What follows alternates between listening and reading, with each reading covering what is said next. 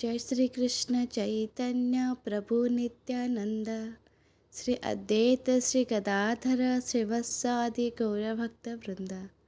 हरे कृष्ण। स्वागत करुछि कृष्ण भक्तिर एक नूतन अध्याय को।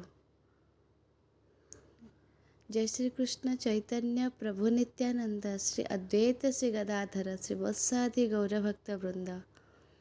ଏହି ଶ୍ଲୋକଟିର ରହସ୍ୟ ହେଉଛି ଏଥିରେ ଭଗବାନ ଶ୍ରୀକୃଷ୍ଣ ଅଛନ୍ତି, ଶ୍ରୀ ଚୈତନ୍ୟ ମହାପ୍ରଭୁ ଅଛନ୍ତି, ଯିଏକି ଭଗବାନ ଶ୍ରୀକୃଷ୍ଣଙ୍କର ଅବତାର। ଶ୍ରୀ ଚୈତନ୍ୟ ମହାପ୍ରଭୁ ଭଗବାନ ଶ୍ରୀକୃଷ୍ଣଙ୍କର ନାମକୁ ପ୍ରଚାର ପ୍ରସାର କରିଥିଲେ। ଏହି ଶ୍ରୀ ଚୈତନ୍ୟ ଅବତାରର ଉଦ୍ଦେଶ୍ୟ ଥିଲା ନିଜର ନାମକୁ ନିଜେ ପ୍ରଚାର କରିବା। ଶ୍ରୀ ଚୈତନ୍ୟ ମହାପ୍ରଭୁ ଶ୍ରୀକୃଷ୍ଣଙ୍କର ଅବତାର ଥିଲେ।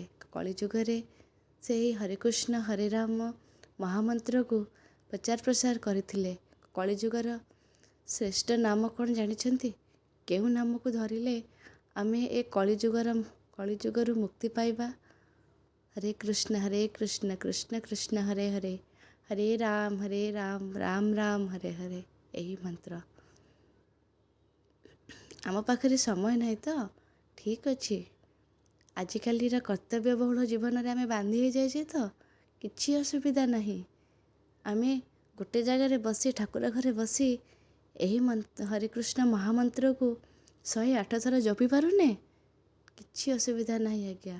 ଆମେ ରୋଷେଇ କଲାବେଳେ, ଅଫିସରେ କାମ କଲାବେଳେ କିମ୍ବା ଆମର ଯେକୌଣସି କାମ ଆମେ କଲାବେଳେ, ନିତ୍ୟକର୍ମକୁ ଛାଡ଼ିକି, ଆମର ଶୌଚ କର୍ମକୁ ଛାଡ଼ିକି ଯେକୌଣସି କାମ କଲାବେଳେ ଆମେ ହରେକୃଷ୍ଣ କୃଷ୍ଣ କୃଷ୍ଣ ହରେ ହରେ, ହରେ ରାମ ରାମ ରାମ ହରେ ହରେ ଏହି ମହାମନ୍ତ୍ରକୁ ଜପି ପାରିବା। ଗଣିବାର କିଛି ଆବଶ୍ୟକ ନାହିଁ। ଆଜି 108 ଥର ହେଲା କିମ୍ବା ଆଜି 21 ଥର ହେଲା, କିଛି ଦରକାର ନାହିଁ।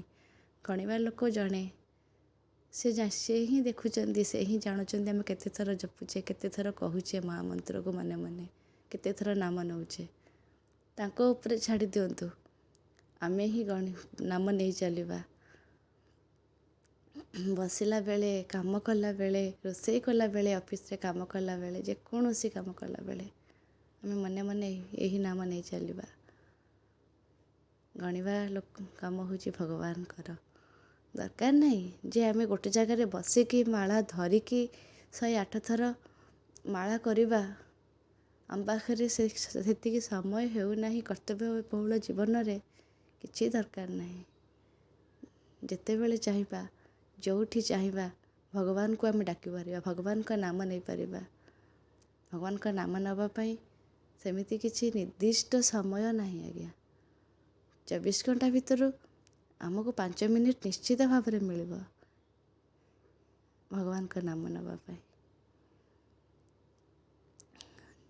ଜୟ ଶ୍ରୀକୃଷ୍ଣ ଚୈତନ୍ୟ ପ୍ରଭୁ ନିତ୍ୟାନନ୍ଦ ଶ୍ରୀ ଅଦ୍ୱୈତ ଶ୍ରୀବତ୍ସ ଆଦି ଗୌରଭକ୍ତ ବୃନ୍ଦ। ପଞ୍ଚସଖା। ଅଷ୍ଟପ୍ରହରୀରେ ଆପଣ ଦେଖିଥିବେ ପଞ୍ଚସଖାଙ୍କର ଫଟୋଟିଏ ରଖିକି ପୂଜା କରାଯାଏ।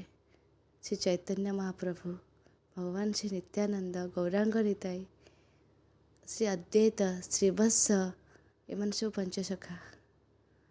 ଶ୍ରୀ ଚୈତନ୍ୟ ମହାପ୍ରଭୁ ଏମାନଙ୍କୁ ନେଇକି ହିଁ ଭଗବାନଙ୍କର ଏହି ମହାମନ୍ତ୍ରକୁ ପ୍ରଚାର ପ୍ରସାର କରିଥିଲେ।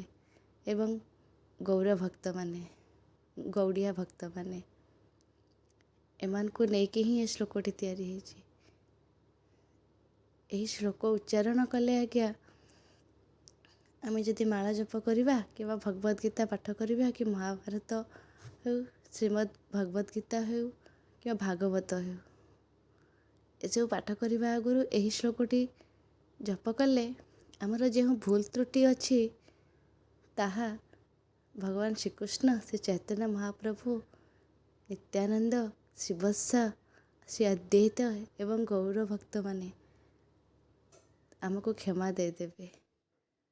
ଆମେ ତ ସଠିକ୍ କରିପାରିବା, ସଠିକ୍ ରୂପରେ ଏସବୁ ପଢ଼ିପାରିବା ତାହା ନୁହେଁ। ନିଶ୍ଚିତ କିଛି ନା କିଛି ଭୁଲ ତ୍ରୁଟି ରହିଯିବ। ସେସବୁ ଭୁଲ ତ୍ରୁଟିରୁ ଆମକୁ କ୍ଷମା ମିଳିଯିବ। ସେ ଭୁଲ ତ୍ରୁଟି ପାଇଁ ଭଗବାନ ମୋତେ କ୍ଷମା କରନ୍ତୁ। ଏହି ଉଦ୍ଦେଶ୍ୟରେ ଆମେ ଏସବୁ ପାଠ କରିବା ଆଗରୁ ଏହି ଶ୍ଲୋକଟି ପାଠ କରୁ। ଶ୍ଲୋକଟି ହେଉଛି जय श्री कृष्ण चैतन्य प्रभु नित्यानंद, श्री अद्वैत श्री गदाधर श्रीवत्स आदि गौर भक्त वृंद। जय श्री कृष्ण।